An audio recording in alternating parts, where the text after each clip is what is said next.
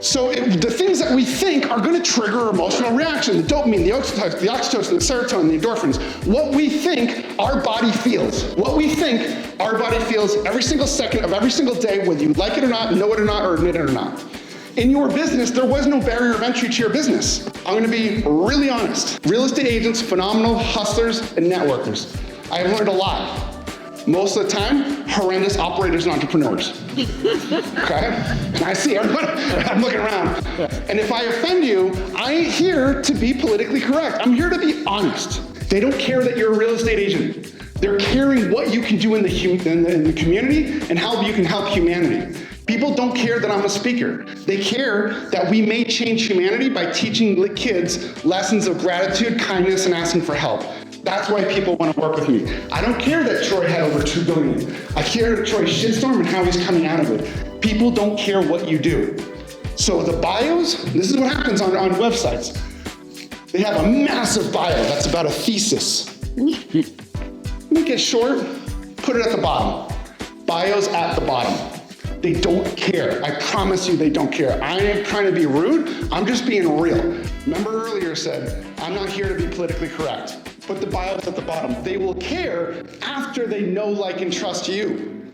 Let other people sell you at the top. Put the bio at the bottom. Facts tell, stories sell. Share and attract.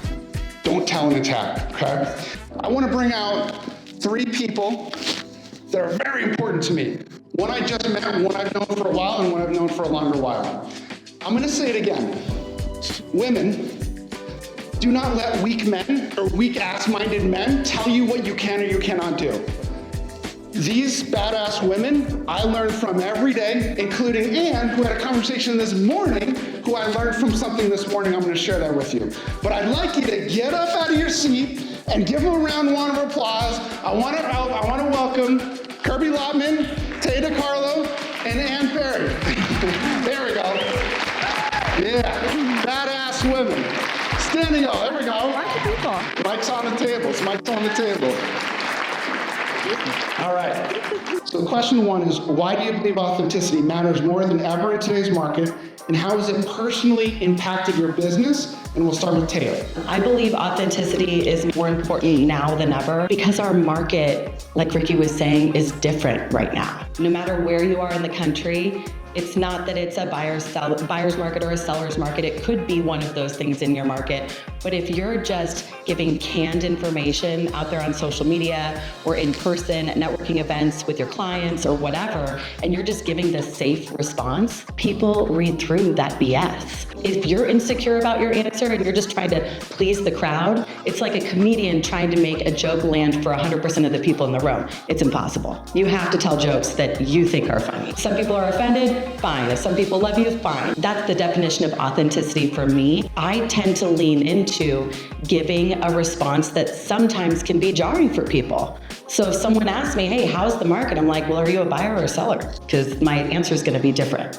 So that's why I think authenticity matters. You have to know your shit more than ever. You can't just be sticking a sign in the yard and getting it done like you could in 2021. Second question, can you share a specific moment where being authentic helped you win a client or navigate a difficult situation? The most recent listing I have is on the Strand in Manhattan Beach. There's only ever been 55 townhome sales ever traded on the Strand. So I thought, there's not a lot of comps on this property. How the hell am I supposed to comp this thing? And I was like, well, I don't want the listing to sit. Like, I'm just gonna be honest. And so I went in there and I came really prepared. I wasn't overly dressed, I was just me. I went in and I beat out those 3 other brokers. And when I asked the seller, I said, why? I just am curious, like, where did I fall in the valuation? My CMA and da-da-da-da. They go, well, you were the lowest. And I was like, really? I'm like, what did they say it was worth? And these mother effers were buying the listing. They were telling them some pie in the sky number just to get their name out there on the Strand. And then they were gonna grind them down. I mean, we know this, right? They were like, yeah, that's how we knew you were honest. Because everybody had the same data, but you came in with honesty. And I thank you. And I thought, what a concept. I got the listing from being honest. There is hope in this world and in this industry. God. The people, if they're in the audience and they're starting out and they're within, I'm gonna call it a year to 3 years, what's one thing that they can do today to start authenticity on social media or anywhere else? I started doing my Taya's 2 cents videos during the pandemic in an extra bedroom in my house. And because I always would say, well, you know, this is just my opinion, it's just my 2 cents. And then before you know it, I was like, you know what, I could just start teaching people like the basics of buying and selling and just tell them, look, it's just my 2 cents. Don't get, you know, your panties in a twist. You know what I mean? And all of a sudden it was like, because I was consistent with it. So if you're just starting to do video content, which in my opinion, whether it's a video testimonial or whatever, growing your brand, get yourself out there just consistently. That's the hardest part. Doing it is not hard. Everyone's afraid to do it. I've gotten really good at it because I've practiced, but just like someone who's really buff, they're just not naturally buff. They eat clean, they get up when they don't want to, they go to the gym.